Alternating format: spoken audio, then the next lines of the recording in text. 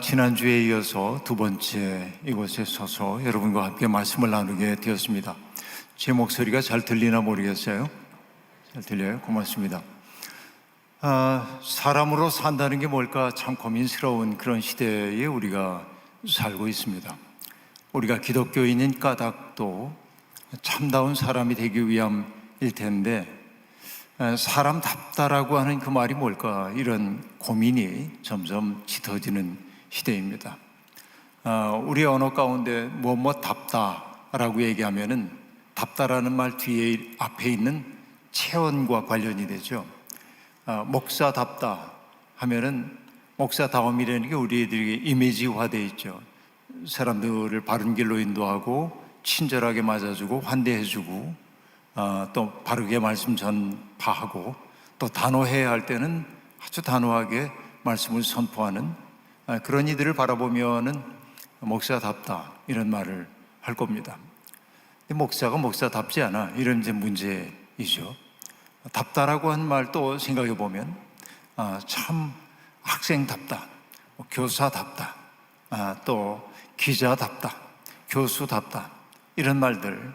그러니까 우리가 이 답다라고 한 말 앞에 있는 체언에 담겨야 할 내용이 무엇인지를 대충은 알고 삽니다. 근데 도대체 사람답다 그렇게 얘기하면 그 사람이라고 한 말 속에 우리가 기대하는 바가 뭘까, 그런 생각을 해보게 되는 거죠. 사람다운 게 도대체 어떤 것일까 생각해 봅니다.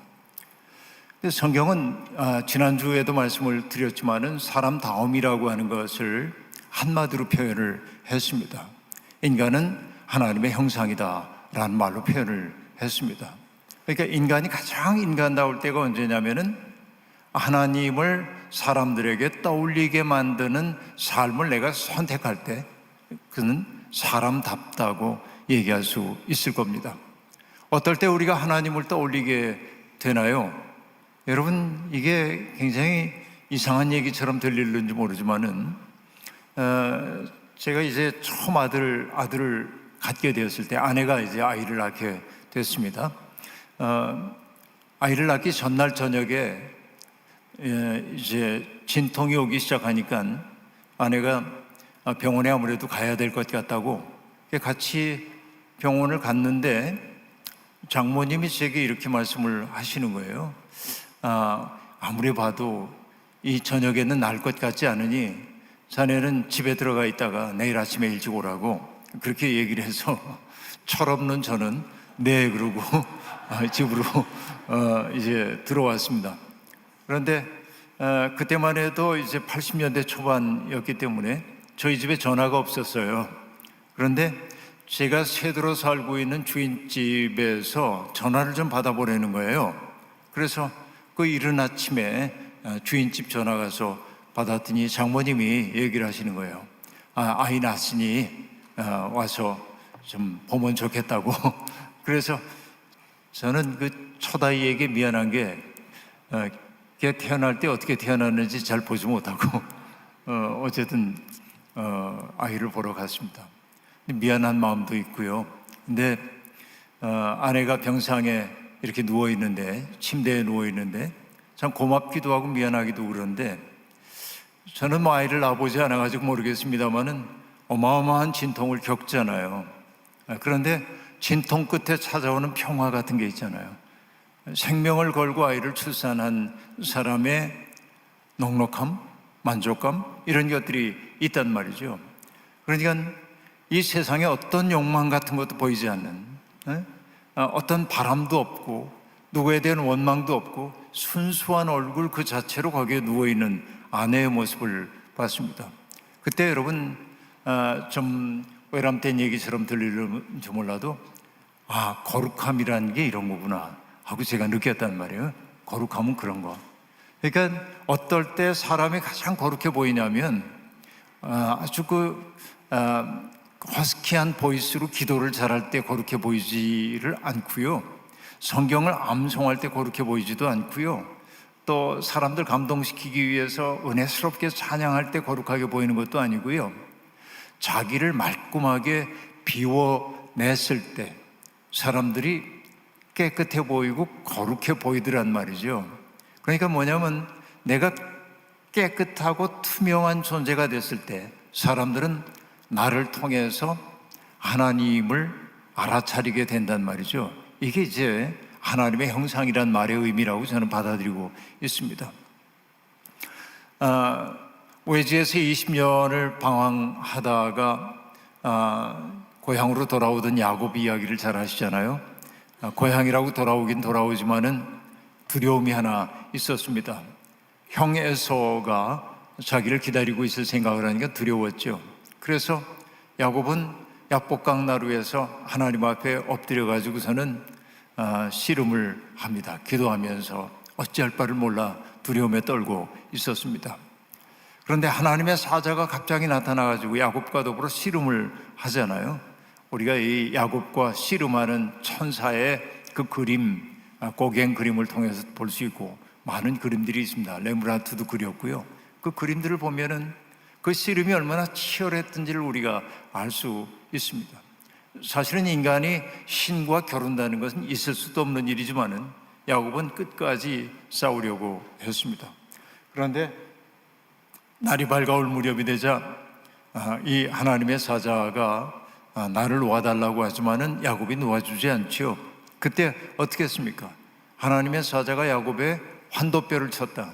이 엉덩이뼈, 여기 대퇴골, 거기를 쳤더니 여기가 위골됐다. 그렇게 얘기합니다. 그러니까 야곱은 얼마나 큰 고통을 경험했습니까? 근데 사실 여러분, 이 얘기는 의미가 있는 얘기입니다. 야곱이라고 하는 이름의 의미가 뭔지는 아시죠? 발 뒤꿈치를 잡는 자라는 뜻입니다. 마치 우리가 소포크레스의 비극인 오이디푸스라고 하는 오이디푸스 왕에 대한 이야기를 보면 오이디푸스라고 하는 게 뭐냐면 발목을 꿰인 자이거든요. 태어났을 때 발목이 꿰인 채 갖다 버려졌단 말이에요. 오이디푸스 왕이. 이게 이제 오이디푸스 왕 이야기인데 야곱 이야기도 비슷한 거예요. 야곱도 누군가의 발목을 잡던 인생이에요. 따지고 보면 그렇습니다. 어린 시절에 장자권도 붉은 콩죽 한 그릇 받고 형에게 장자권을 뺏기도 하잖아요. 그죠? 그리고 나중에 눈이 어두워진 아버지 이삭을 속여서 에서에게 돌아가야 할 복을 가로채기도 하잖아요. 남의 발목을 잡는 자란 말이에요. 그런데 발목을 잡는 자인 야곱이 바다마람이라는 외가에 가서도 누군가의 발목을 잡기도 했지만은 발목을 잡혔죠. 장인에게 이용당하고 어려움을 겪기도 합니다. 쓰디쓴 그런 일들을 경험하며 야곱이 살 수밖에 없었습니다.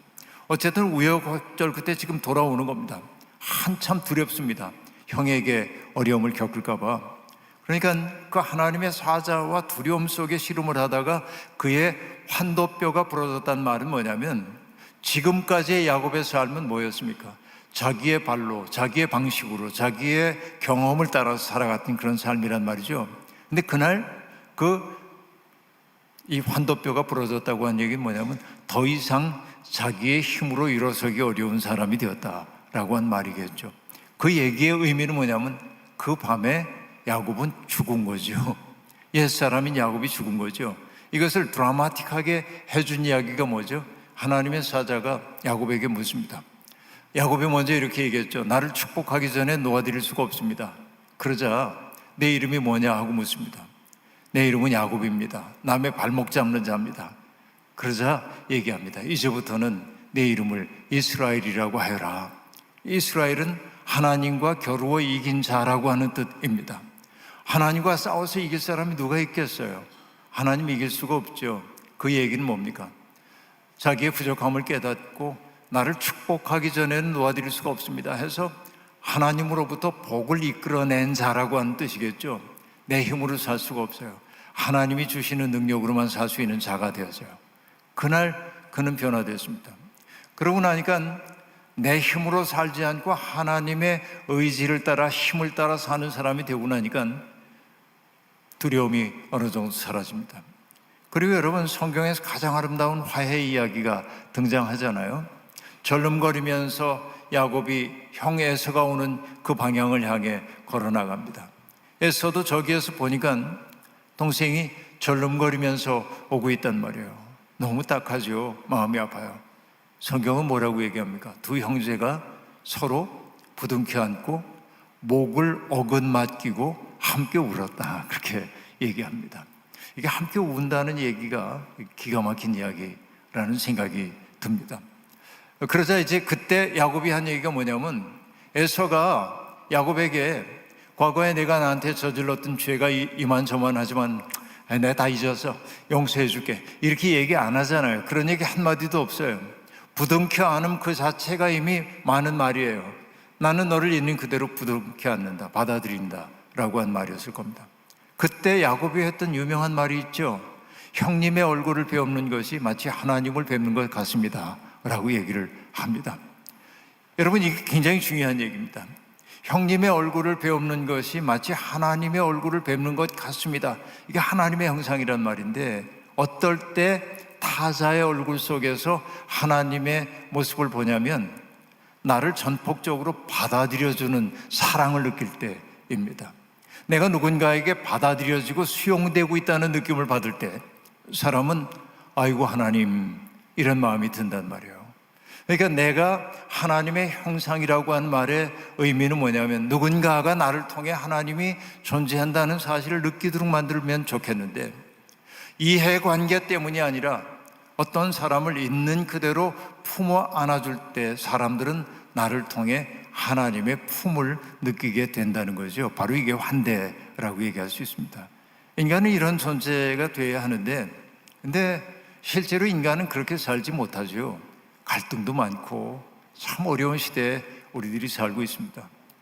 이야기의 첫머리를 사람답다라고 하는 말로 시작을 했는데, 이 사람이 뭔지 이게 고민이에요. 그래서 여러분, 18세기 그 독일의 철학자인 임마누엘 칸트 같은 사람은 그 유명한 비판 책을 3권을 쓰잖아요. 그러니까 인간은 무엇을 알 수 있는가, 이런 질문을 갖고 썼던 책이 순수 이성 비판이라는 책이고, 그 책 이름을 알기는 알지만 읽은 사람은 거의 없는 너무나 난해한 이 고전의 운명이기도 합니다. 고전은 누구나 다 알아요. 한 번쯤 들어봤어요. 그러나 고전의 운명은 읽은 사람은 별로 없다는 거, 이런 거. 그리고 이제 그 어지간히 독서를 한 사람도 그 책 읽었어요 하고 물어보면 참 안 읽었다고 얘기는 할 수 없고, 읽었는데 오래돼서 다 잊어버렸네, 이렇게. 그래서 여러분, 책도 나왔잖아요. 안 읽은 책 읽은 척하기, 이런 그런 책도 나왔어요. 어떻게 하면 그거 할 수 있는지. 이거 움베르토 에코가 가르쳐주고 있는 유명한 방법들이 다 있습니다. 그러니까 여러분, 성경도 인류 역사가 만들어낸 고전 가운데 고전인데 성경도 잘 안 읽힙니다. 무슨 말씀을, 우리 거룩한 빛 광성교회 교인들이 성경을 얼마나 많이 읽는데, 성경 10독한 분도 있고 20독한 분도 있겠죠. 그러나 성경은 잘 안 읽혀요. 그 얘기는 뭐냐면, 눈으로 읽거나 낭독하지 않는다는 얘기가 아니고, 성경을 제대로 읽는다는 말의 의미는 뭐냐면, 내가 성경을 보는 것이기도 하지만 성경이 나를 보는 걸 허용할 때 제대로 성경 읽는다고 얘기한다, 그 얘기예요. 내가 성경을 향해 질문을 하기도 하지만은 성경이 내게 던지고 있는 질문에 대해서 내가 응답하는 게 성경 읽기예요. 그리고 보면 여러분, 우리가 제대로 성경 읽는다고 얘기할 수 있을까요? 좀 못 그런 부분이 이제 많이 있다 하는 생각을 해보게 되는 겁니다. 그러니까 이게 사람답다는 게 어려워요. 칸트가 도대체 사람은 뭘 알 수 있을까? 내가 감각기관인 오감을 통해 가지고 외부로부터 오는 감각들을 받아들여 가지고 어떤 상황 판단을 하고 범주를 만들어내고 인식을 하고 그러는데, 이 과정을 쓴 책이 바로 순수 이성 비판이라고 하는 그런 책을 썼단 말이에요. 근데 인간은 무엇을 알 수 있는가 하는 질문도 있지만은, 그 두 번째 질문은 뭐냐면, 그럼 인간은 뭘 해야 하는 사람이야? 인간은 뭘 하는 게 인간다운 거야? 이렇게 이제 묻는 거예요. 그래서 그때 어떤 겁니까? 인간은 나답게 내 좋을 대로 살 수가 없잖아요. 그러니까 내 자유와 타자의 자유가 부딪힐 때 나를 절제할 수 있어야잖아요. 그걸 뭐라고 하냐면 도덕적 삶이라고 그런단 말이에요. 이 도덕은 바로 이런 인간적인 행위 속에서 등장한단 말이에요. 그러니까 인간이 어떻게 살아야 하는지를 가르쳐주는 책이 실천 이성 비판이라고 하는 책이란 말이에요. 이거 역시 쉽지 않아요. 어려워요. 근데 세 번째로 이렇게 얘기를 하고 있습니다. 인간은 무엇을 알 수 있는가? 인간은 무엇을 해야만 할 것인가? 그 다음에 세 번째가 인간은 무엇을 희망할 수 있는가? 인간에게 소망이 있다면 뭐야? 인간은 무엇을 아름답다고 느끼고 무엇을 추하다고 느끼는가? 인간 속에 어떤 판단의 기준이 있는 걸까? 그래서 쓴 책이 판단력 비판이라는 책입니다. 세계 비판서의 유명한 책입니다. 그런데 칸트는 이 세계 비판서를 쓰고도 인간이 뭔지 잘 모르겠어요. 그래서 그가 이 세 가지의 질문을 종합하기 위해서 썼던 책 제목이 뭐냐면 인간이란 무엇인가? 이 질문을 답하려고 하는 거예요. 인간이란 도대체 뭐냐 말이죠. 그러니까 우린 다 인간이잖아요. 사람이고. 그러니까 내게 인간이 뭡니까? 라고 아무도 묻지 않을 때 난 인간에 대해 다 알아요. 뭔지. 그런데 목사님, 인간이 도대체 뭡니까? 라고 물으면 답하기가 어렵다 하는 얘기입니다. 여러분, 5세기에 기독교의 신학을 만들었다고 하는 성 어거스틴이라는 분이 계신데 이 어거스틴의 고백록이라고 하는 책을 보면 그 고백록에서 시간, 인간의 시간에 대한 이야기를 기가 막히게 들려주고 있습니다. 근데 이렇게 전제를 하고 있습니다. 우린 시간 속에 살아요. 누구나 다. 그렇죠? 이 세상에 와서 죽을 때까지의 인생을 시간 속에서 살아가게 되는데 아무도 내게 시간에 대해서 묻지 않을 때 난 시간을 알아요. 뭔지. 근데 누가 시간이 뭡니까? 하고 물어보면 답하기가 어려워요. 그렇죠? 이게 인간이에요. 그러니까 인간이란 무엇인가? 이 질문에 답하기가 매우 어렵다 하는 얘기입니다. 그런데 앞서 제가 얘기했죠. 인간이란 뭐라고 얘기를 했습니까? 하나님의 형상. 그러니까 인간에게 소명이 있다고 한다면 뭐냐면 나를 통해 다른 사람들이 하나님을 느낄 수 있도록 사는 게 인간다움이겠다라는 얘기입니다. 그러기 위해서 뭐냐면 나의 나됨이라고 하는 것은 어떨 때 내가 나답게 되는 거냐면 내 앞에 서 있는 사람의 요구에 내가 응답할 때 나답게 되는 거예요. 저 사람이 굶주린 것 같을 때 배고픈 그의 표정은 내게 뭘 요구하고 있냐면 먹을 걸 달라고 하는 요구예요. 거기에 응답할 때 인간은 인간이 된다 하는 얘기입니다. 누군가가 슬픈 사람이 내 앞에 있어요. 그의 슬픈 사람은 그 자체의 존재로 내게 뭘 요구하고 있냐면 나를 위로해줘 혹은 나의 벗이 되어줘 라고 하는 얘기잖아요. 그러니까 그 요구에 응답할 때 나는 인간이 된다 하는 얘기입니다. 인간이 된다는 것은 누군가의 요청에 응답하기 시작할 때 인간이 된다고 얘기를 할 수 있습니다. 그러니까 기독교인의 삶이라고 하는 것은 결국 어떤 삶이냐면 내가 누군가에게 나를 선물로 주는 삶이란 말이죠. 이게 예수 그리스도가 우리에게 보여주셨던 삶이라고 얘기할 수 있겠습니다.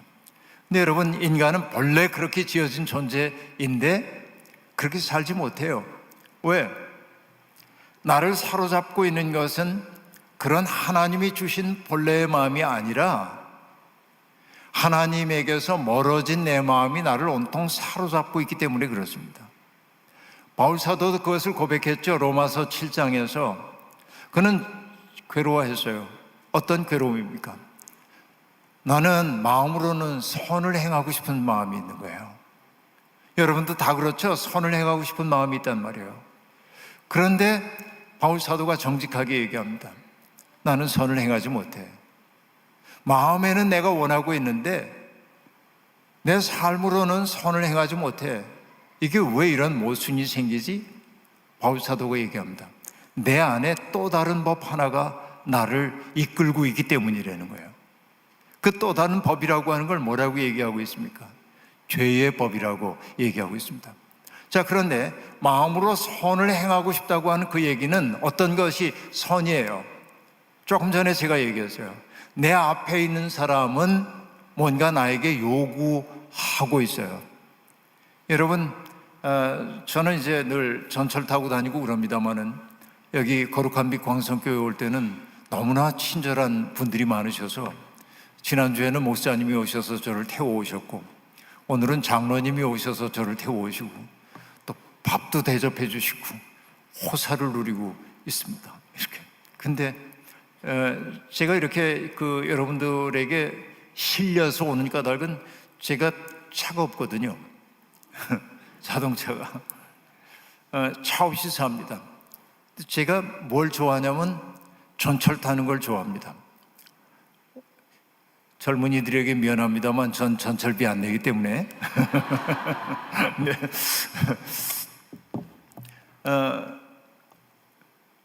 그 재미도 있더라고요. 근데 이래야 되나 하는 생각이 들긴 하지만은 여하튼 전철 타는 시간이 제겐 좋아요. 왜냐하면 아무 방해도 안 받고 책 볼 수 있는 시간이기 때문에 그래요. 이 목회자로 살다 보니까는 책 볼 수 있는 시간을 확보하는 게 많지가 않아서 어디 이동할 때 저는 대중교통 이용하는 걸 매우 좋아합니다. 그 시간만큼은 방해받지 않고 책 볼 수 있는 시간이기 때문에. 그런데 근데 책을 보다가 문득 눈을 들었는데 내 건너편에 앉아 있는 사람이 수심에 잠겨 있어요. 그럼 저는 그걸 뭐로 인식하냐면 수심에 잠긴 저 얼굴은 내게 뭔가를 요구하고 있어. 어떤 요구냐면 나를 위해 기도해 줘, 그런 거죠. 그럼 화살 기도를 드리는 거예요. 그분을 위해서. 하나님, 지금 저분이 마음 상태가 왜 저렇게 우울한지 모르겠지만 어떤 고민이 있는지 전 모릅니다. 하나님 아시죠? 저 얼굴에 우울함이 빛으로 바뀌게 해주세요. 기도해요. 여러분, 제 기도가 그에게 영향력을 미칠까요? 미치지 않을까요? 확실합니까? 예, 저도 그렇다고 믿기 때문에 합니다. 그 기도를. 그러니까 여러분, 이게 재미나는 게요, 이 인간의 그 몸과 마음이라는 게 참 묘합니다. 여러 해 전 얘기입니다만은 제가 산에 가는 걸 굉장히 좋아하는데 도봉산에 한 번은 올라갔는데 아내하고 저는 뭐 산에 올라갈 때 잘 쉬지 않고 잘 올라갈 수 있어요. 숨 아프지 않고 다리도 안 아프고 잘 올라갑니다.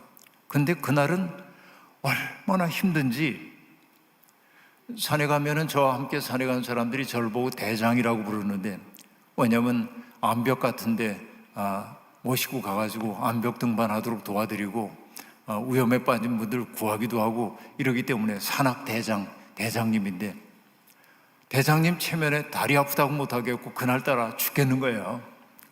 내려오는데 너무너무 힘들어요. 그래서 큰 너럭바위가 나오길래 여기 경치 좋은데 잠깐 경치 좀 감상하고 갑시다 그러고 같이 갔던 사람들을 멈추게 했어요.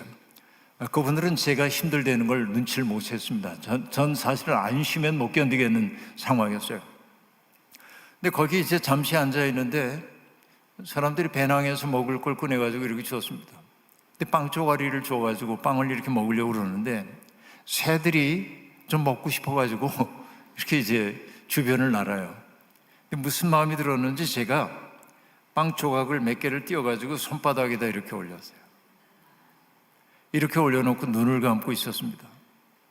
그다음 눈을 살짝 떠보면 새들이 어떻게 하냐면 바로 날아오지 않고요. 이렇게 조금 다가오고 그래서 반지름을 좁히기 시작해요. 점점 가까이 와요. 근데 어느 순간에 제가 손을 이루고 있는데 새가 와가지고서는 잠깐 앉았다가 탁 물고 날아갔어요. 근데 여러분 그 새의 무게 손에 탁 느낄 때 그 느낌 아십니까? 새가 잠깐 앉았다 탁 날아가는데 정말 거짓말 안 보태고 어떤 느낌이냐면 내 몸에 피로와 무거움이 다 사라졌어요. 완전 가벼워졌어요. 이게 저의 신비 체험 가운데 하나입니다.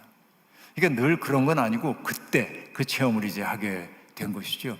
이게 참 인간이 이상한 존재라는 생각이 드는 까닭이 이제 그런 데 있는 것입니다. 참 우린 이런 경험들을 이제 하고 살게 돼 있는데 여하튼 인간으로 산다고 하는 것은 누군가에게 하나님을 상기시키는 존재여야 하고 내 앞에 있는 사람의 요구에 응답하기 시작할 때 인간답다라고 얘기한단 말이죠. 근데 그것을 가로막는 게 뭐냐면 죄성이에요. 그래서 바울 사도가 했던 거, 자기를 깊이 인식하고 했던 얘기가 뭐냐면 나 스스로가 나를 통제할 수가 없어요. 죄의 법이 나를 이끌고 다녀요. 그래서 그가 했던 얘기가 뭡니까? 오호라 나는 곤고한 자로다. 이 사망의 몸에서 누가 나를 구원할까라고 얘기를 하고 있습니다. 그죠? 이게 바울사도의 적나라한 얘기입니다. 그리고 그가 마침내 고백하죠. 내 힘으로 안 되는 거야. 우리에게 구원을 주시는 그 예수 그리스도의 힘밖에 없다 하고 고백하잖아요. 이 전환이 어마어마한 전환입니다. 내가 할 수 있는 게 아니라는 거죠. 이걸 깨닫기 시작해야 한다 하는 얘기입니다. 그러니까 이 죄의 문제가 너무 심각한 거예요. 우리를 죄 가운데 끌고 가고 있는. 여러분, 베드로가요 물 위를 걷잖아요. 물 위를 이렇게 걷습니다. 여러분, 갈릴리의 풍랑이 일어가지고서는 배가 파손의 위험 속에 이렇게 있었는데, 그때 물 위를 걸어오시는 예수님을 보고 베드로가 묻잖아요. 정말 주님이시면 나도 걷게 해주십시오. 그래서 주님이 와라 그럽니다. 그래서 여러분, 만약에 제가 베드로라고 한다면 주님이 와라 그러면은 씩 웃으면서 아이 됐어요. 들어오세요 그럴 텐데 베드로는 뭐뭐 하잖아요. 이 사람이 뭐 합니까? 배 밖으로 몸을 내놓잖아요. 배 밖으로 몸을 내놓습니다. 틴토레토의 그림을 보면은 갈릴리 호수 위를 걸어가는 그리스도의 모습도 있는데 배 밖에 베드로가 탁 발을 내딛는 그 결정적인 순간들을 그린 그림들이 있단 말이에요. 그건 결정적 순간이라고 얘기할 수 있죠. 그리고 우리가 알다시피 뭐냐면 베드로가 처음에 빠져들어간 게 아니라 어떻게 했죠? 걷잖아요 조금. 그래서 여러분, 우리 감리교 목사님, 삼배 목사님이 성지 순례를 갔다 갈릴리 호수에 갔는데 호수에서 배를 타고 얘기하다가 장로교 목사님들이 하도 장작교단이 그러니까 우리 감리교 목사님이 그랬대요. 장작교단 목사님께서 물 위를 좀 먼저 걸어보시죠. 그렇게 얘기했대는데 이거 뭐 될 일도 아닌데 농담하는 거죠. 서로 그렇게. 근데 여러분, 베드로가 물 위를 걸어서 많은 사람들이 얘기합니다. 정말 걸었을까? 사실일까? 기적이니까 있었겠지? 뭐 그런 소리예요. 근데 저는 그게 중요하지 않아요. 베드로가 왜 걸을 수 있었을까요? 베드로가 물 위를 걸을 수 있었던 까닭은 뭘까요? 따지고 보면 간단합니다. 가벼웠기 때문에 그렇습니다. 가벼웠기 때문에 안 빠졌어요. 가볍다고 하는 건 뭐냐면, 여러분, 이건 이제 제가 은유적으로 하는 얘기입니다만은, 은유적으로 하는 얘기인데, 천사들은 물에 빠지지 않아요. 가볍기 때문에. 자아를 비운 사람들은 가벼워요. 가벼운 사람들은 천지네요. 그러니까 실제로 물 위를 걸었다, 내가 걸을 수 있다는 얘기가 아니고 이 얘기가 우리에게 들려주고 있는 오묘한 이야기가 있단 말이죠. 그러니까 저는 마음에도 무게가 있다고 얘기를 해요. 베드로의 마음이 온통 예수님에게 있었을 때 그는 가벼워서 걸었어요. 근데 베드로가 이리 생각을 하기 시작했어요. 마음을 수습했어요. 내가 정말 걷는 거야? 이래도 되는 거야? 마음을 자기에게로 가져오니까 어떻게 됐어요? 무거워졌어요. 그래서 빠졌어요. 저는 이게 굉장히 절묘한 얘기라는 생각이 듭니다. 신앙이라고 하는 게 결국 뭐냐면 내 마음을 그분에게 맡기는 거예요. 여러분, 믿음이라고 하는 단어가, 여러분, 믿는다라고 하는 게 assensus, 라틴어로 얘기하는 거예요. assensus. 그럼 내가 어떤 교리, 여러분 장로교로 얘기하면 칼뱅이 가르치고 있는 교리에 대해서 내가 공감하고 동의합니다. 이것도 믿음입니다. 피스티스, 이거 뭐냐면 믿는 거예요. 하나님을 내가 정말로 믿는다, 경건하게 하나님의 위대하심을 믿는다. 이것도 믿음입니다. 믿음에는 또 다른 차원이 하나 있죠. 그건 뭐죠? 영어로 얘기하면 trust, 나를 맡기는 거예요. 하나님 앞에 나를 맡기는 거예요. 어느 신학자가 이렇게 얘기를 했습니다. 하나님을 믿는다고 하는 것은 뭐냐?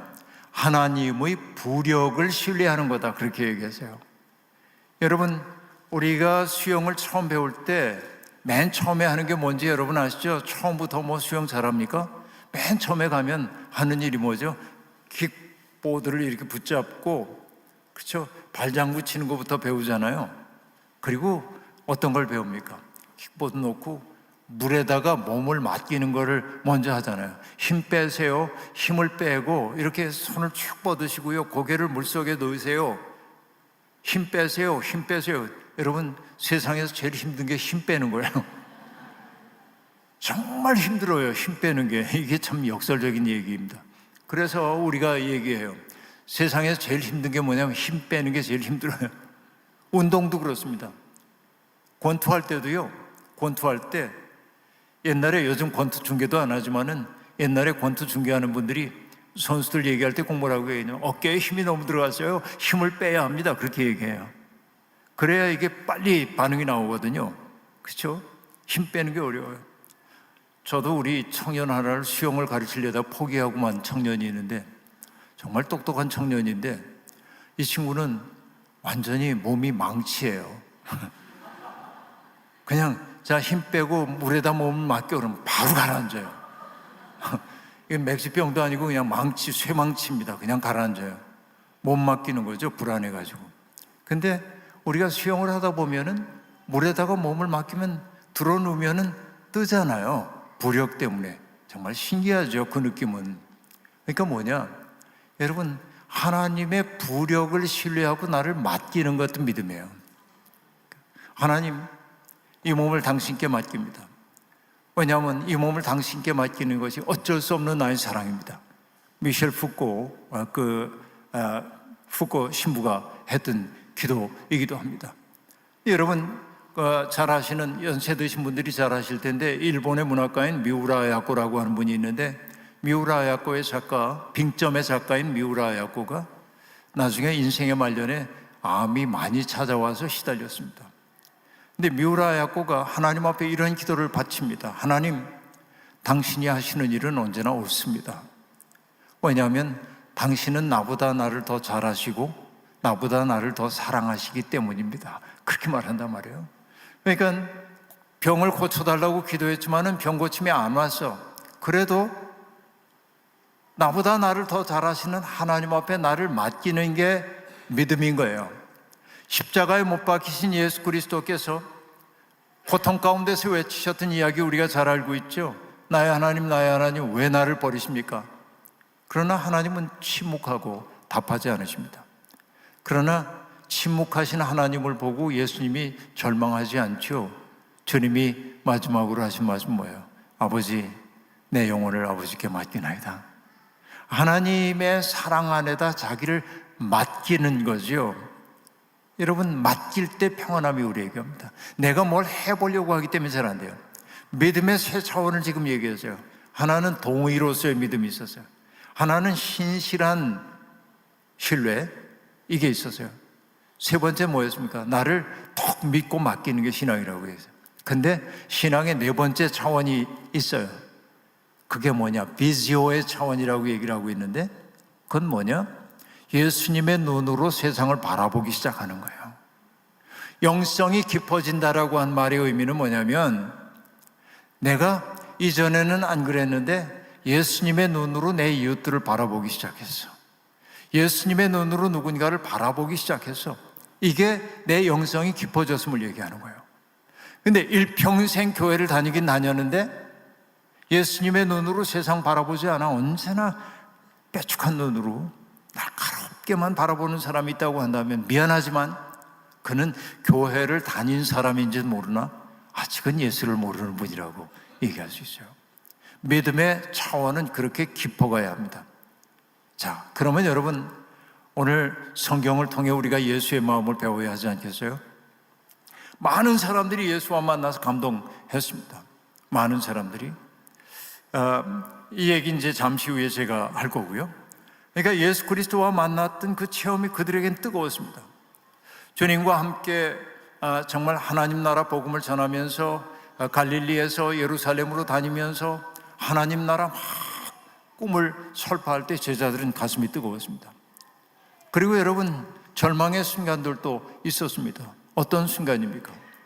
예루살렘에 올라가면은 주님께서 그 당신의 나라를 회복하셔가지고서는 지금 어려움 속에 있는 이 민족의 고통을 해결해 주시고 시온산이 모든 산들 위에 가장 높이 높임을 받는 메시아의 나라가 올 거라고 기대를 하고 기대에 부푼 제자들이 경쟁하듯 얘기하죠. 선생님, 올라가시거든 예루살렘에 가시면은 그 왕좌에 앉으실 때 나와 내 아들 둘은 하나는 선생님의 우편에 하나는 좌편에 앉게 해주십시오. 이런 꿈들을 꾸잖아요. 그렇죠? 그러다가 여러분 겟세마네 동산의 사건이 벌어지죠. 겟세마네 동산 사건 무엇입니까? 주님께서 3명의 제자를 데리시고 이렇게 동산의 깊은 곳으로 가셔서 말합니다. 내 마음이 괴로워 죽게 되었는데 나를 위해 좀 기도해 달라고 얘기합니다. 그리고 저만치 떨어진 곳에 가서 기도를 하고 돌아와 보시면은 제자들은 잠들어 있고 그런 거예요. 여러분, 저는 이 광경을 떠올릴 때마다 마음이 참 아픕니다. 왜 아프다고 얘기하냐면 제가 신학교 다닐 때인데요, 고난주간 기도회였던 것 같아요. 고난주간 기도회. 부활절을 앞두고 고난주간 기도회를 일주일 내내 하고 있는데 신학교에서 제가 1학년 때입니다. 저는 청년 시절에 처음 교회를 갔기 때문에 기독교의 전례에 대해서 그렇게 잘 알지 못했습니다. 근데 그 주간에 예배에 계속 참여를 하고 있는데 그냥 무심코 별 기대하는 마음 없이 회중석에 앉아서 예배에 참석하고 있었습니다. 대표 기도하는 분이 대표 기도를 했어요. 그리고 기도 끝났는데 찬송가 소리가 들려왔습니다. 아주 청아한 테너의 음성으로 노래가 들려왔어요. 근데 그 노래가 제 가슴 속에 쑥 들어왔어요. 그게 뭐냐면 감남산 깊은 밤중에, 그 곡 아시나요? 감남산 깊은 밤중에. 예수 그리스도께서 감남산 깊은 밤중에 기도하고 눈물을 흘리며 기도하고 있는데 안타깝게도 그 내용이 어떻게 됩니까? 제자들은 무심히 잠들어 있다는 거죠. 그 찬송가를 부르는데 그 테너의 단선율로 감남산 깊은 밤중에 그 느낌이 확 오는 거예요. 그때 제 마음속에 딱 들어온 것이 뭐냐면 예수 그리스도의 외로움입니다. 스승은 지금 괴로워 죽게 되었는데 그의 죽을 사정이 제자들에게는 죽을 사정이 아니게 육신이 연약해 잠들어요. 그때 제 마음속에 들어왔던 하나의 꿈이 있는데 그게 뭐냐면 예수님을 외롭게 하지 말자 라는 그 마음이 제게 들어왔습니다. 여러분, 김사인이라고 하는 시인이 있는데 그 시인이 썼던 시 가운데 이런 거 있습니다. 하나님, 남의 좋은 시 하나 베껴 쓰는 거 내 시로 여겨주시면 안 될까요? 이렇게 시의 구절이 그렇게 돼요. 그리고 시를 갖다가 인용을 해요. 이렇게 설악산의 시인인 이성선 시인의 시를 갖다가 인용을 쭉 합니다. 좋은 시 뺏겨 쓰는 것도 내 시로 여겨주세요. 그러면서 이제 이렇게 쓰는 거예요. 근데 그 이성선 시인의 시는 뭐냐면 두 사람이 계곡에 걸려있는 다리를 따라서 건너가는 모습을 보여요. 한 사람은 가다가 중간에 멈춰서 가지고서는 경치를 한참 바라보다 갑니다. 근데 또 한 사람은 뭐가 그리 급한지 휙 지나가는 거예요. 그런데 이성선 시인은 그 휙 지나간 사람을 뭐라고 하냐면 다리를 외롭게 한 사람이래. 저는 이게 참 좋아요. 이런 감성이. 뭐라도 외롭게 하면 안 되지. 근데 여러분, 우리가 예수 믿는다고 얘기하는데 예수님을 외롭게 하면 안 되는 사람들이잖아요. 근데 여러분, 이 유감스럽게도 금방 제가 얘기했던 감남산 깊은 산수, 그게 우리 찬송가에서 빠졌어요. 정말 좋은 찬송가인데, 제가 은혜 받은 찬송가인데 이렇게 참 아이러니한 얘기는 하죠. 근데 여러분, 그 저녁에 주님은 정말 피땀을 흘려가면서 기도하죠. 하나님, 할만하시거든 이 잔을 내게 물려주십시오. 많은 사람들이 예수 그리스도께서 우리의 죄를 대속하기 위해 이 세상에 오셨다고 얘기해서 예수 그리스도의 죽음을 대속적 죽음으로 이해하고 있고 주님은 우리를 위해 죽으셔야 한 존재로 얘기를 하고 있어요. 그러나 여러분, 이것은 뒤집어 놓고 하는 얘기입니다. 주님은 죽기 위해 오신 존재가 아니고 우리를 살리기 위해 끝끝내 사랑의 길을 걸었기 때문에 결과적으로 주어진 죽음을 당하신 분이시고, 하나님은 그런 예수 그리스도를 차마 죽음 가운데 버려둘 수가 없었기 때문에 하나님이 이렇게 세우셨죠. 이게 진실이죠. 죽기 위해 오셨다고 얘기하면 안 돼요. 그러면 여러분, 예수 그리스도의 기도가 거짓 기도란 말이에요. 주님은 얘기했어요. 할만하시거든 이 잔을 내게서 물려주십시오. 근데 여러분 그 뒤에 뭐라고 얘기하냐면 그러나 나의 원대로 마옵시고 아버지의 원대로 없어서 이런 말이 덧붙여지는데 그러나라고 한 말을 너무 빨리 하면 안 돼요. 이게 중요한 거예요. 하나님 할만하시거든 이 잔을 내게서 물려주십시오. 하나님의 한 소식이 오기를 기다려요. 그런데 하나님은 침묵하시는 거예요. 침묵도 응답입니다. 그죠? 그러니까 예수님이 알아차렸어요. 하나님의 마음이 뭔지. 그렇기 때문에 한 얘기가 뭐냐면 하나님의 마음을, 하나님의 뜻을 위해 당신을 바쳐요. 그게 뭐냐? 그러나 나의 원대로 마옵시고, 이 그러나 속에 믿음이 있는 거예요. 나는 이렇게 되고 싶어요.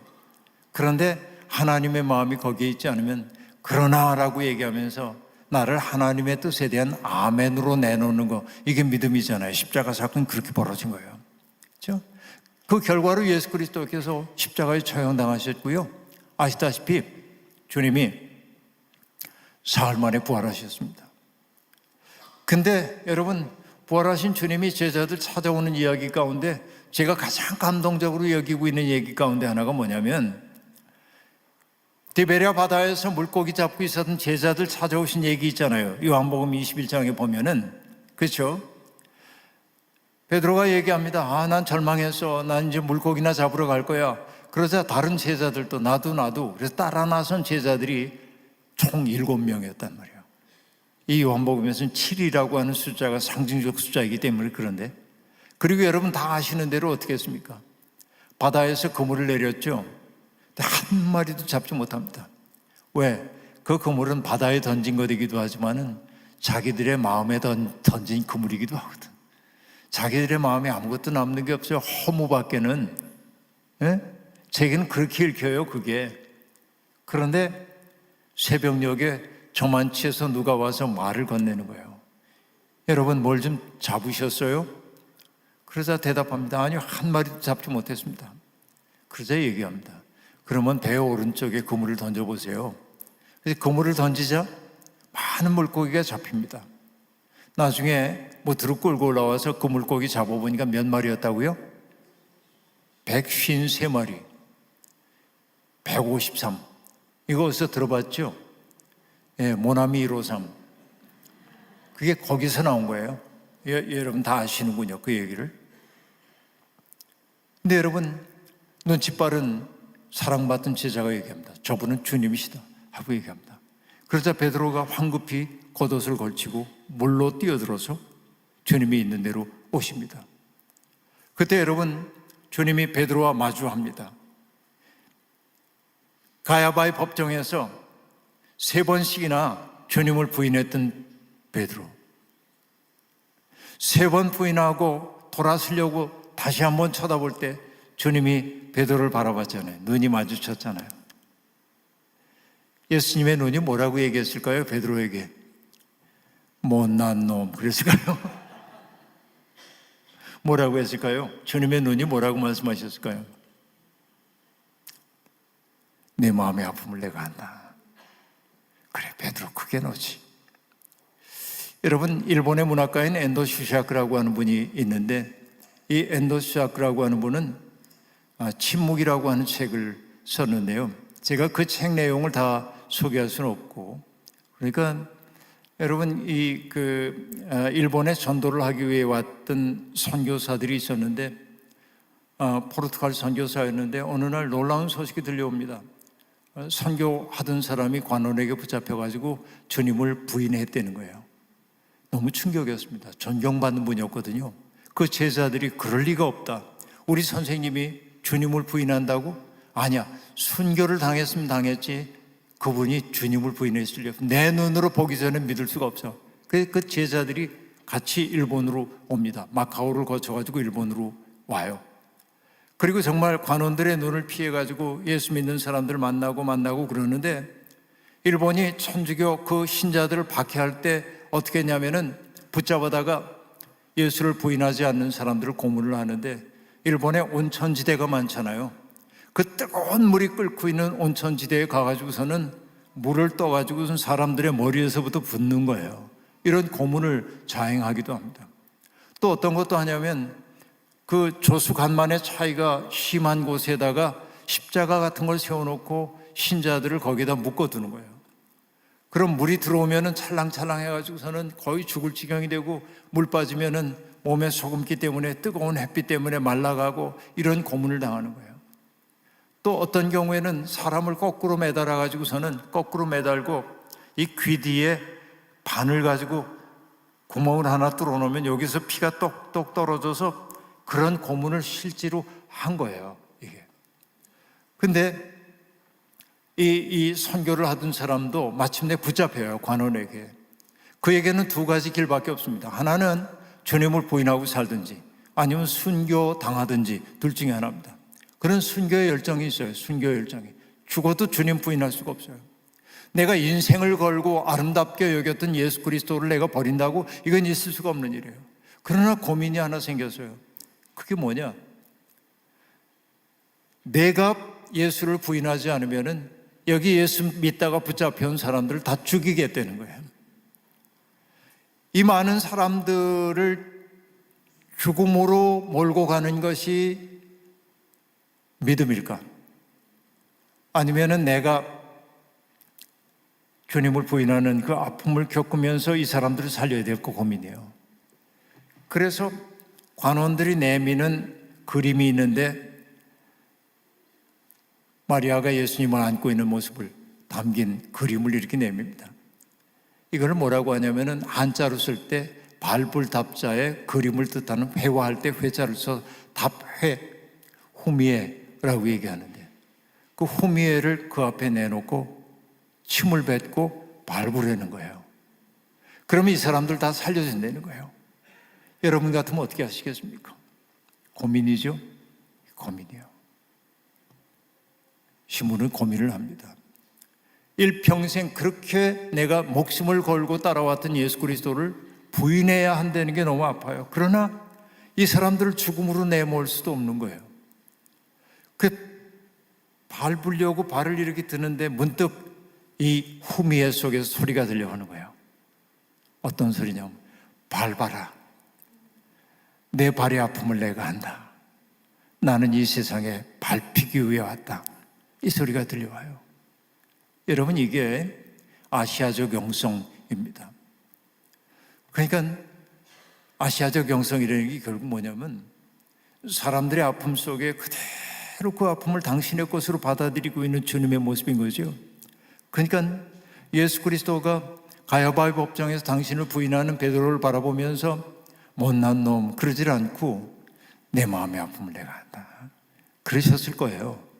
그러니까 디베랴 바다에서 지금 주님의 부활 소식을 듣고도 고기잡이 옛 생활로 복귀했던 그 베드로가 당신 앞에 왔을 때 주님이 하셨던 말씀은 뭐냐면, 내 죄를 내가 알렸다가 아니잖아요. 뭐라고 얘기합니까? 와서 조반을 먹어라. 저는 여기에서 감동합니다. 밥을 먹는다는 게 어떤 일이겠어요? 밥을 먹는다는 거. 그건 다른 거 아닙니다. 저는요, 가족을 뜻하는 단어, 패밀리를 가족이라고 번역하기도, 식구라고 번역하기도 하는데, 가족이라고 하는 건 뭐냐면 제사 공동체입니다. 똑같은 조상을 가지고서는 그 조상들에게 제사하는 그 족속들을 가족이라고 그래요. 이게 동아시아에서는 그런 거예요. 이게 가족이에요. 제사 공동체. 근데 여러분, 가족이란 말은 그렇게 어떤 그 혈연과 관련이 됩니다. 근데 식구란 말은 좀 달라요. 나도 어렸을 때 보면은 식구는 어떤 사람들이냐면요, 내 집에 살고 있는 가족들도 식구이지만은, 예를 들어서 우리 집에서 뭐 농사 짓는데 일을 봐주었던 머슴 같은 사람도 가족이고요, 우리 집에서 기르고 있었던 가축도 식구입니다. 왜? 한솥밥을 나눠 먹거든요. 그러니까 식구라고 하는 말 속에 아주 물씬한 정서가 그 속에 담겨 있단 말이에요. 그러니까 밥을 함께 먹는다고 하는 건 가족이 되는 거예요. 그 때문에 여러분, 예수 그리스도의 예수 운동, 흔히 얘기하는 예수 운동에서 특색 가운데 하나가 뭐냐면 식사 공동체입니다. 예수님의 별명이 뭐였는지 여러분 아시죠? 예수님 별명이 뭐였습니까? 먹고 마시기를 탐하는 자. 이게 예수님의 별명입니다. 저 사람은 왜 죄인의 집에 들어가지? 왜 죄인과 한식탁에 앉지? 예수님은 그들과 밥 먹는 걸 좋아해서가 아니라 밥을 함께 먹는다고 하는 것은 그를 당신의 식구로 맞아들였음을 뜻하는 거예요. 그러니까 베드로에게 와서 조반을 먹으라라고 하는 말 속에 담겨있는 의미는 뭐냐면 이런 겁니다. 베드로, 나는 너를 한 번도 내 식구가 아니라고 생각한 적 없어 라는 말이에요. 그냥 그대로 받아 안아주는 거예요. 그래서 저는 생각합니다. 그 가없는 받아들여짐이 베드로를 순교의 자리에까지 갈 수 있는 단단한 사람으로 만들었다는 얘기지. 근데 여러분, 이 경험이 뭐냐면 제가 신학교 때 배운 거인데요.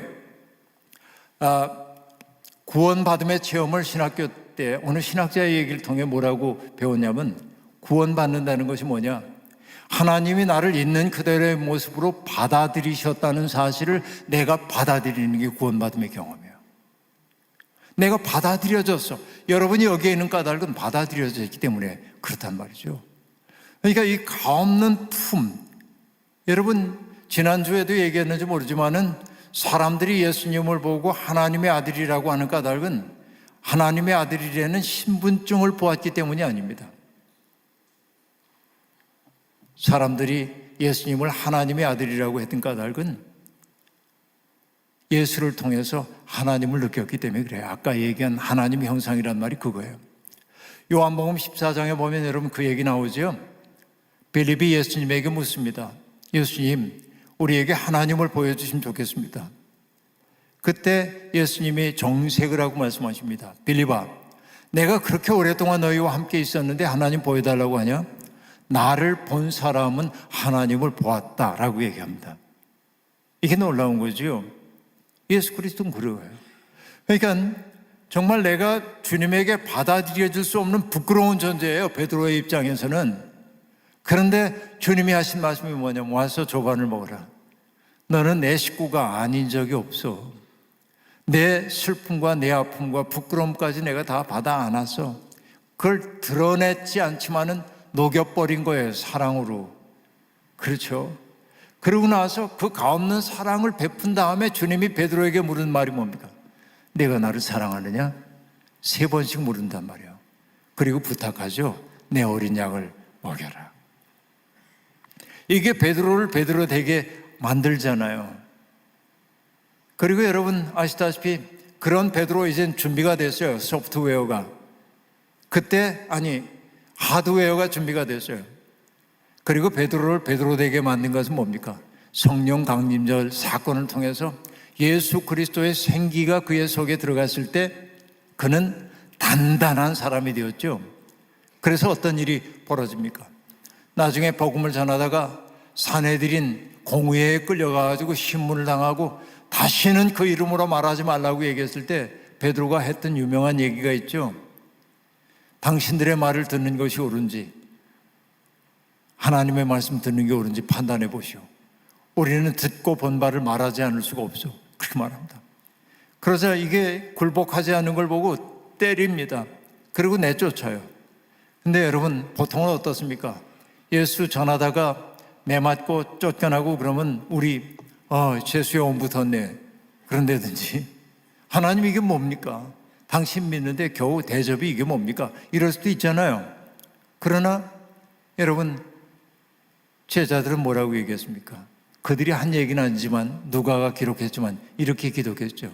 제자들은 그 이름을 위하여 능욕받기에 합당한 자로 여기심을 기뻐했더라 라고 얘기합니다. 그 이름을 위하여 능욕받기에 합당한 자로 여기심을 기뻐했다. 이게 뭐냐면 못 말리는 사람이 된 거예요. 세상이 감당할 수 없는 사람이 된 거예요. 여러분 이거죠. 이게 예수 그리스도를 통해 일어난 변혁의 사건이라고 얘기할 수 있단 말이죠. 그러면 여러분 이 과정을 지금 쭉 얘기를 해왔는데요. 자, 예수님과 만났던 그 뜨거운 경험들이 나한테 이렇게 있습니다. 그래서 이 경험들을 가지고서는 사람들에게 예수를 전하기 시작했어요. 그리고 이제 머지않은 장래에 주님이 오실 거야 라고 선포하기 시작했습니다. 그런데 오신다고 했던 주님이 잘 안 와요. 교회는 형성됐는데 그렇잖아요. 재림한다고 하더니 안 오셔요. 문제가 생겼어요. 어떤 문제들이 생겨납니까? 교회는 있는데 교회도 인간이 모인 장소인지라 이런저런 문제들이 많이 생겨요. 그러니까 이 교회가 안고 있는 문제들에 대해서 복음을 전한 자인 바울을 비롯한 사람들이 각 교회에 그 문제의 해결책을, 신앙적인 해결책을 적어 보낼 수밖에 없었어요. 이게 바울의 서신들입니다. 신약 성경 27권을 보면 복음서가 맨 앞에 나오긴 하지만은 맨 앞에 나온 복음서가 맨 먼저 쓰여진 거 아니에요. 바울 사도의 편지가 제일 먼저 쓰여집니다. 그 중에서도 데살로니가 전서가 맨 먼저 쓰여져요. 그리고 바울 사도의 서신들이 갈라디아서, 빌립보서 같은 책들입니다마는 로마서 같은 책들이, 고린도 전후서, 이게 쓰여지죠. 각 교회 문제를 해결하기 위해 쓰는 거예요. 그런데 예수님을 눈으로 목격했던 사람들이 사람들에게 예수님에 대한 얘기를 들려드릴 때 얼마나 힘이 있습니까? 그날은 말이야, 바람이 몹시 불던 날이었어. 근데 그때 주님이 산 위에 올라가셔서 저분이 어디 가시나 하고 따라갔거든. 근데 주님이 아무 말도 안 하고 앉으시는 거야. 무슨 말씀이 있나 하고 우리가 고개를 숙이고 그 앞에 가만히 조아리고 앉았지. 근데 주님이 말씀하셨어. 심령이 가난한 자는 복이 있나니 천국이 저희 것이며. 이 주님을 목격했던 사람들이 이렇게 얘기를 들려주면은 얼마나 감동스러워요. 그런데 주님을 눈으로 목격했던 사람들이 하나둘 순교를 당하기도 하고 늙어서 죽기도 하고 그 사람들이 사라져요. 초대교회는 이거 야단나는데 이 증언자들이 사라지면 어떡하지? 그래서 뭘 하냐면은 예수 그리스도의 말씀에 대한 기록들을 하기 시작해요. 그리고 예수님의 행적들, 사람들의 증언한 내용들을 이렇게 적기 시작해요. 그러다 마침내 복음서 기자가 예수님의 가르침과 행적에 대한 이야기를 총체적으로 쓰려고 씁니다. 첫 번째 책이 뭔지 아세요? 우리 복음서 4권이죠. 마태, 마가, 누가, 요한복음입니다. 근데 첫 번째 쓰인 책이 마태복음 같지만 아닙니다. 마가복음이 제일 처음에 쓰여집니다. 그런데 여러분께 아마 제 강의를 많이 들으신 분들은 제가 이 얘기를 더러 하기 때문에 아실 수도 있는데 마가복음 1장 1절을 기억하십니까? 마가복음 1장 1절. 그걸 어떻게 기억해요? 그러는데 마가복음 1장 1절 간단합니다. 하나님의 아들 우리 주 예수 그리스도의 복음의 시작이라, 이런 말로 시작됩니다. 자, 답을 드렸어요. 이렇게 얘기합니다. 저도 30년 이상 글을 써온 사람이기 때문에 글 쓰는 사람들에게 제일 큰 고심이 뭐냐면 첫 문장을 어떻게 쓸까? 내가 다뤄야 할 주제에 대한 건 머릿속에 있어요. 이런 걸 다뤄야겠다. 근데 첫 문장을 어떻게 쓸까가 늘 고민입니다. 그래서 여러분, 소설 쓰는 사람도 그렇고 글 쓰는 사람도 그렇고 첫 문장을 쓰면은 됐다 그래요. 저도 그래요. 첫 문장이 떠오르면 이제 어쨌든 글은 써지겠다 생각을 해요. 그래서 여러분, 제가 종종 하는 얘기인데 그 유명한 톨스토이의 안나 까레니나 같은 책을 보면은 행복한 사람들은 다 고만고만하지만은 불행한 사람은 다 나름 불행하다, 그렇게 얘기한단 말이에요. 이게 첫 문장이에요. 행복한 사람은 다 비슷비슷해, 행복의 색깔이. 근데 불행한 사람은 저마다 다 이유가 있어요. 그러니까 그 문장 하나가 그 책 전체를 이끌어가는 힘입니다. 어머니가 죽었다. 오늘인가? 어제인지도 모르지. 이건 뭐예요? 감미의 이방인 시작하는 말이에요. 부조리하죠? 처음부터 하는 얘기. 부조리해요. 이게 책 전체를 이끌어 간단 말이죠. 터널을 지나자 설국이었다. 이거 가와바다 야스나리, 일본 문학상 받은 사람. 이 첫 문장들이 다 이끌어간단 말이에요. 그러니까 하나님의 아들 예수 그리스도의 복음의 시작이라, 이런 단어 별거 아닌 것처럼 우리는 도입이라고 생각하고 도외시해버리고 맙니다. 그런데 여러분, 이 속에 어마어마한 혁명이 담겨 있습니다. 여러분께 퀴즈 냅니다. 이런 퀴즈입니다. 이 사람은 누구일까요? 사람들은 그를 하나님의 아들이라고 부릅니다. 평화의 왕이라고 부릅니다. 구원자라고 부릅니다. 주님이라고 부릅니다. 이 사람은 누구일까요? 네, 뭐 자신 있죠. 예수님이죠. 맞습니다. 그러나 제가 질문을 바꿔보겠습니다. 이런 모든 호칭을 맨 처음 받은 사람은 누구일까요? 아니, 예수님 말고 누가 또 있다고요? 네, 있습니다. 충격이죠. 누구가 그런 이름을 받았을까요? 그 사람의 이름부터 얘기하겠습니다. 여러분에게 약간 생소한 이름일 수 있는데 옥타비아누스입니다. 옥타비아누스 들어보셨나요? 여러분, 이 옥타비아누스라는 사람은 이게 얘기를 마무리해야 하는 시점에 긴 얘기를 간략하게만 얘기를 해보도록 하겠습니다. 여러분, 로마 역사에서 굉장히 유명한 사람이 하나 있는데 독재관인데, 황제는 아니고 삼두마차였다가 이제 나중에 권력의 정점에 섰던 사람, 그래서 독재관이라고 얘기하는데 그 유명한 줄리어스 시저라고 하는 분이 있습니다. 셰익스피어의 희곡으로 유명해진 사람이기도 하죠. 줄리어스 시저. 근데 시저가 너무 권력을 크게 잡고 있으니까 공화제를 지향했던 사람들이 이거에 야단났는데 잘못하면 황제가 된다고 하겠어. 그래서 혁명을 일으킵니다. 그 혁명군에서 맨 앞장섰던 사람이 이 줄리어스 시저의 측근 중에 측근이었던 브루투스입니다. 그래서 여러분, 셰익스피어의 희곡 때문에 유명해진 말이 있잖아요. 브루투스 너마저도 그런 말이죠. 이게 셰익스피어 희곡에 나오는 얘기란 말이에요. 그러니까 줄리어스 시저가 시해를 당했습니다. 그러자 로마는 내전 상태 속에 돌입하기 시작합니다. 3명의 장군들이 3군데를 나눠가지고서는 권력을 나눠 갖기 시작했는데, 지금의 이집트 지역과 시리아 지역을 장악하고 있었던 사람이 안토니우스라고 하는 사람이 있었고요. 저쪽 로마의 그 서쪽 지역을 담당하고 있었던 사람은 라피두스라고 하는 사람이 있었고, 그리고 이탈리아 이쪽에서 조그만 세력을 가지고 있었던 사람이 옥타비아누스입니다. 세력 관계를 보면 라피두스라고 하는 사람은 별로 권력 욕망이 없어요. 그냥 난 이거로 만족할래 하는 사람이에요. 그런데 안토니우스라고 하는 사람은 욕망이 많아요. 자기가 제일 높은 정점에 가고 싶고 전쟁 경험도 많아요. 그래서 그는 자기가 로마 군대를 데리고 가서 동쪽 지역을 점령하면은 그걸 그 로마 왕실에 귀속시키지 않고 자기 거로 만들어요. 얘가 변질됐네 하는 생각 품었을 거 아니에요. 그리고 야심가였기 때문에 이 안토니우스는 그 세기의 결혼식을 합니다. 그 결혼한 여자 이름이 뭐냐면 클레오파트라입니다. 애굽 왕인 그 여왕과 결혼을 해가지고 이 안토니우스는 막강한 힘을 갖게 됩니다. 근데 거기에 비해서 이 옥타비아누스라고 하는 사람은 힘이 별로 없어요. 줄리어스 시저가 세상을 떠났을 때 겨우 19살입니다. 전쟁 경험도 없고 병약해요. 무엇보다도 병약한 사람입니다. 그런데 이 옥타비아누스에게는 상징 자본이 하나 있었어요. 그 자본이 뭐냐? 줄리어스 시저의 양아들이에요. 그러니까 시해를 당했던 줄리어스 시저를 좋아하는 사람들이 옥타비아누스를 이렇게 떠받들어 주는 거예요. 근데 옥타비아누스는 약간 지혜로워요.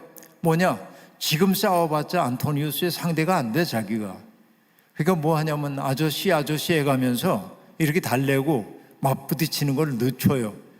자기 세력을 키워갑니다. 그리고 자기 힘이 세졌을 때 붙어요. 그리고 마침내 여러분, 악티움이라고 하는, 그리스 동편에 있는 악티움이라고 하는 곳에서 해전이 벌어졌는데 누가 봐도 안토니우스가 이기는 싸움입니다. 근데 놀랍게도 기적이 일어났죠. 안토니우스를 옥타비아누스가 이깁니다. 안토니우스는 도망가요. 클레오파트라와 함께. 그리고 자살합니다, 둘이. 이렇게 돼서 옥타비아누스에 의해서 이 로마가 내전 상태 속에 빠졌던 로마가 통일이 되고, 그는 로마의 첫 번째 황제가 됩니다. 옥타비아누스입니다. 원로원은 그에게 위대한 자라는 호칭을 부여합니다. 그게 뭐냐면 아우구스투스이고요. 성경에 가이사 아우구스토가 천하에 영을 내렸다고 얘기하는 아우구스토예요. 그게 옥타비아누스입니다.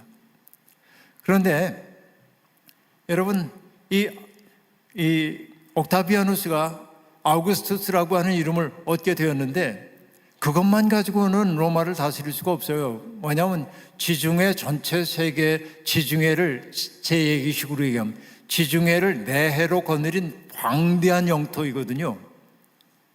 그래서 사람들은 뭐라고 얘기하냐면 옥타비아누스 덕분에 전쟁이 끝났고 바바리안들이 침입하지 않게 되었어요. 그래서 그를 뭐라고 그러냐면 평화의 왕. 지중해 전체의 주인이라고 해서 뭐라고 부르냐면 퀴리오스, 주님이라고 불러요. 이 바바리안들의 침입으로부터 우리를 지켜줬다고 해서 뭐냐면 구원자라고 불러요. 세비어예요. 메시아입니다.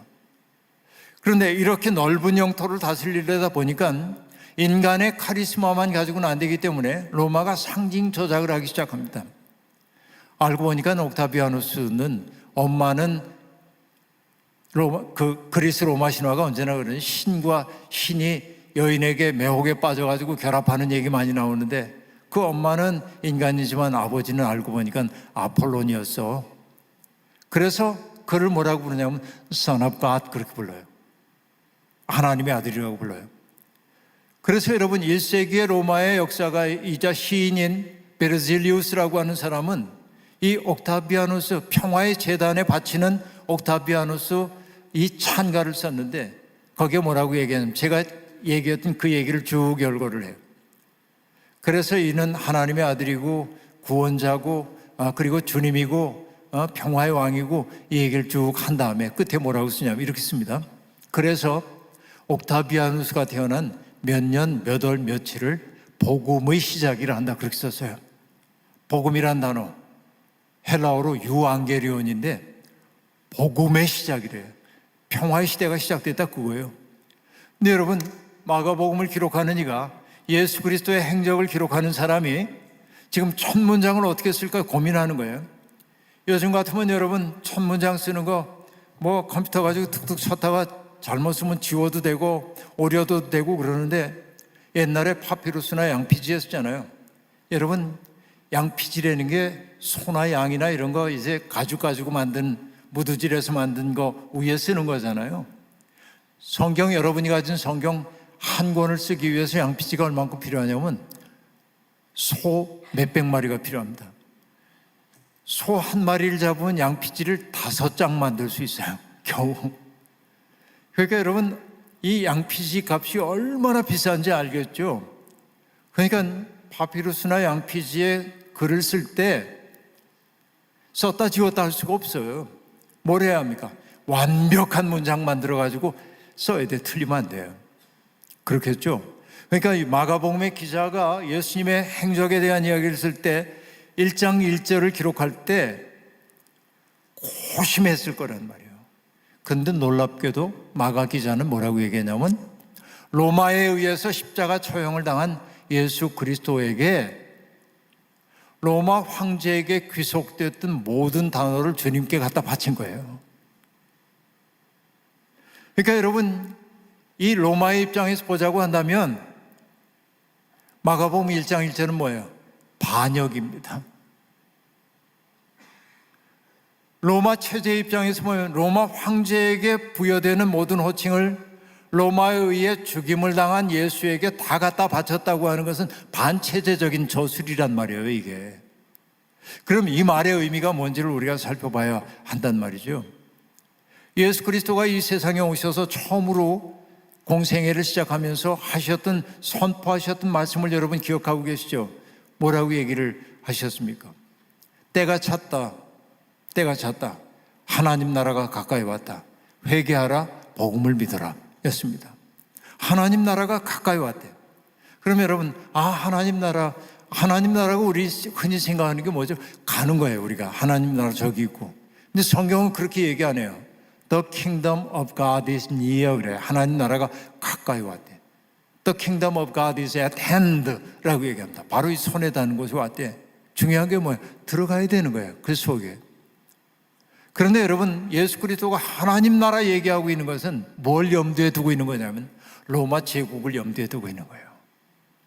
누가복음에 보면 예수 그리스도의 탄생 얘기 속에서 여러분 목자들에게 천사가 나타나가지고 노래 부르잖아요.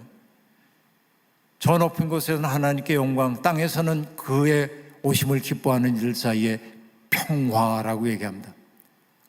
팍스 크리스티죠. 그 평화는 뭡니까? 로마의 평화라고 하는 허구의 평화에 대조되고 있는 평화란 말이에요. 그러니까 복음서에 증언되고 있는 모든 이야기는 로마 제국의 마주선 세계를 얘기하고 있단 말이에요. 로마의 세계라고 하는 것은 뭡니까? 힘 있는 사람이 힘 없는 사람을 지배하는 세상입니다. 힘 없는 사람은 힘 없기 때문에 지배당하는 것이 팔자라고 여기는 세상입니다. 그런데 예수 그리스도는 뭐라고 얘기합니까? 이방인의 집권자들은 너희들을 힘으로 억누르고 함부로 대하지만 너희는 그러면 안 돼. 너희 가운데 으뜸이 되려는 사람은 모든 사람이 종이 되어야 한다. 그렇게 말한단 말이에요. 그러니까 여러분, 그 시대의 주류 문화를 뒤집는 거예요. 그렇죠? 힘 있는 사람이 누군가를 함부로 대해도 좋은 세상이 아니라 그건 잘못된 세상이라는 거예요. 뭘 해야 합니까? 힘 있는 사람이 힘 없는 사람을 섬겨야 된다는 새로운 질서를 얘기해요. 그렇죠? 섬김을 통해 만드는 평화 이야기를 하고 있단 말이에요. 바로 이게 하나님 나라 꿈이죠. 그러니까 우리가 지금 예수를 믿는다고 한 말의 의미는 뭐냐면, 내가 예수 믿고 복 받고 죽어서 천당 가고, 여러분 이거 다 우리 복도 받아야 돼요. 하나님 나라 가야죠. 하나님 나라 정말 가고 싶은 나라잖아요. 그러나 중요한 건 뭐냐면 하나님이 우리를 불러주신 까닭이 뭔지를 알아야 한다는 얘기죠. 로마 제국으로 상징되고 있는 힘이 최고라고, 힘 있는 사람이 함부로 해도 좋은 세상이 아니라 힘이 있는 사람이 오히려 가장 낮은 자리에 서서 섬기는 세상을 열어가는 것이 하나님 나라의 질서라고 예수님이 가르쳤단 말이죠. 우리는 바로 그 꿈에 부름을 받은 사람들이라는 거죠. 내가 그 마음을 갖고 살게 될 때 뭐냐면, 나는 조금은 예수를 닮은 사람이 되기 시작한다. 여러분, 정말 예수를 믿기 때문에 내 힘이 커지고, 내가 높은 곳에 성공의 사다리 정점에 올라가고, 내가 기도했던 여기 올라갈 수 있게 되어서, 그래서 이렇게 뻐기고 살 수 있게 되었지. 여러분, 이거는요, 예수 잘못 믿는 거예요. 내게 이 높은 자리가 주어졌다고 할 때 우리는 두렵고 떨려야 돼요. 주께서 나를 이 자리에 세워주신 까닭이 뭔지를 물어야 되고, 가장 낮은 곳에서 섬기지 않으면 안 된다는 얘기입니다. 여러분, 남강 이승훈 선생님 얘기를 잘 아실 텐데, 오산학교 만들었던 남강 이승훈 선생님, 그렇죠? 도산 안창호 선생이 하고 있는 그 연설을 듣고 나서 나라를 위해 할 일이 뭔가 생각하다가, 그렇죠? 의주 사람인데 유기장사인데 놋그릇 장수였는데 그거 다 때려치고 학교 세우고 그러잖아요. 그 오산학교에서 이분이 교상이었는데 했던 일은 뭡니까? 겨울철에 뒷간에 변들이 이렇게 사올라서 꽁꽁 얼어서 아이들이 들어갈 수가 없을 때 이분이 교상인데 날마다 하던 게 뭐냐면 그걸 깨뜨리고 치우는 거, 이런 거 허드렛 일 하잖아요. 제일 낮은 자리에 섬기는 거죠. 바로 그게 뭐냐면 예수 정신이에요. 왜냐하면 여러분, 남강 이승훈 선생이 백오인 사건으로 붙잡혀 들어가가지고선 감옥살이를 했을 때 모든 사람이 두려워 떨었지만은 그는 그 속에서 성경 읽었거든요. 몇백 번을. 그러고 나서 그는 강철처럼 단단해져 나왔거든요. 그러니까 흔들릴 수 없는 사람이 되었어. 그래서 남들을 위해 군림한 게 아니고 가장 낮은 자리에 갈 수 있었던 거예요. 여러분, 우리가 정말 예수 믿는다고 한다면 이런 매력이 있어야 됩니다. 오늘 한국교회가 이렇게 위상이 떨어진 까닭이 뭐냐면요, 한국교회가 부유해져서 그래요. 너무나 가난한 교회들이 있어요. 우리 잘 압니다.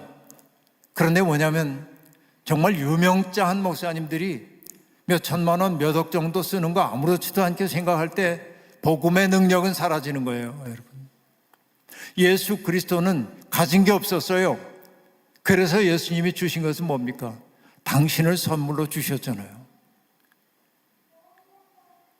주님이 돈이 있어가지고 돈 가지고 어떤 일 하신 적이 없잖아요. 돈으로 해결할 수 있는 문제가 없어요. 주님이 한 일은 뭡니까? 그냥 오로지 당신을 누군가에게 선물로 줄 수밖에 없었어요.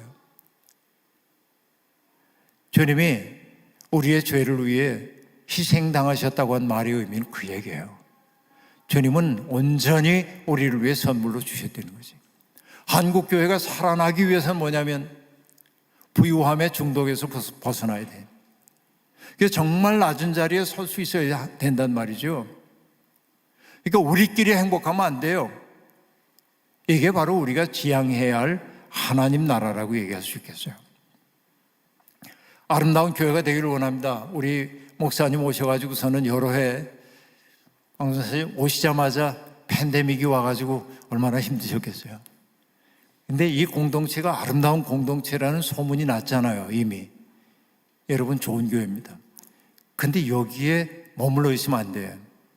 그렇죠?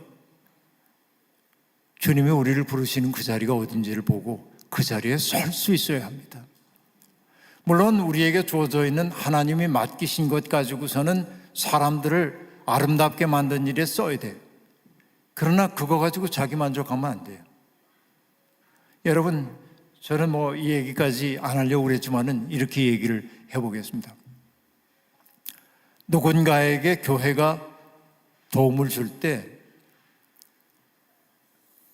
중요한 게 뭐냐면 받는 사람의 입장에서 잘 생각해 보고 줘야 돼.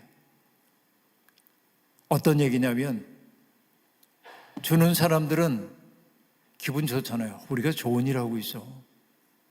그래서 갖다 주는 거 행복하잖아요. 이렇게 기념사진 찍고. 근데 여러분 찍히는 사람은 별로 안 좋아요. 그래서 여러분 저는 생각하는 거예요. 레위기 19장을 보면은 나 이스라엘의 하나님 야훼가 거룩함과 같이 너희도 거룩하라 하고 얘기하는데 거룩함의 내용 가운데 나오는 게 뭐냐면 추수할 때 밭에 한 모퉁이 남겨두라 그런단 말이에요. 포도원에서 거둘 때도 남겨두래. 왜? 너희 가운데 살고 있는 가난한 이들의 몫이다 하고 얘기합니다. 이게 중요해요. 뭐가 중요하냐면 우리 같으면 어떡합니까? 내 밭에 거 다 걷어들여요. 그리고 사람들을 불러요. 김씨, 이씨, 박씨 자루 하나씩 가져와.